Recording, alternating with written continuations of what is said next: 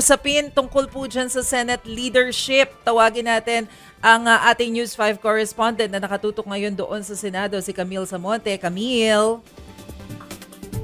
Hi. Yes, Mase, nag-sorry nga si Senator Ronald Bato de la Rosa kay dating Senate President Nick Zubiri matapos niyang aminin na kasama pala siya sa pumirma sa resolution para iluklok si Senate President Chis Escudero at patalsikin si Zubiri sa pwesto. Sa pagpapalit ng liderato ng Senado kahapon, napaiyak pa si De La Rosa habang nagpapaalam si Zubiri na magre-resign na siya bilang Senate President. Pero kanina, inamin na nga ni De La Rosa na siya pala ang pang-15 senador na pumirma ng suporta kay Escudero. Paliwanag ni Senator Bato, buo naman yung suporta niya kay Zubiri pero mas nag-ibamaw raw ang una niyang pangako sa mga kapartidong senador sa PDP na solid sila dapat kapag may botohan. Ikinagulat naman niya ni Zubiri at sabi nga niya, kinausap na raw siya ni De La Rosa bago magsimula ang sesyon kanina pero hindi pa raw siya handa na pag-usapan ang issue. Pero bago yan, inamin na rin kanina ni Senate President Chis Escudero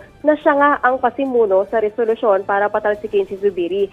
Dahil may ilang senador na raw ang diskumpiyado na raw sa dating Senate President. Kaya nitong weekend daw, sinimulan niya na ang pagtatawag sa mga kapwa senador at linggo raw ay nasecure niya na ang commitment ng 15 kasama. Kaya kahapon ay napilitan na nga bumaba sa pwesto si Zubiro. Pero sa kabila ng biglaang balasahan kahapon, nilinaw ni Escudero na walang kinalaman sa pagpapatalsik kay Zubiri sina Pangulong Bongbong Marcos, First Lady Liza Araneta Marcos o kahit si House Speaker Martin Romualdez. At Camille, kamusta yung feels dyan sa Senate? Meron bang mga chills among mga senator? Siyempre, masyadong fresh pa yung nangyari. Alam mo, nung inoobserbahan natin kanina bago magsimula yung session, kita mo na ilan-ilan lang yung mga nag-uusap, no? Actually, kahapon, after nga nung session, after mismo formal na magbitiw si Zubiri, nagkaroon pa ng meeting yung ang tinatawag na seatmate, no? Ito sila Senator Sani Angara, Senator Nancy Binay, Senator J.B. Ejercito.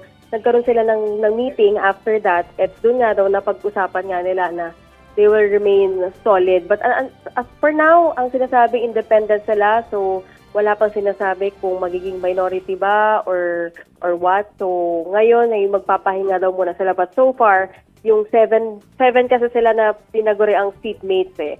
Sila daw yung magiging solid. So, nakikita mo na parang, in a way, parang may kampihan.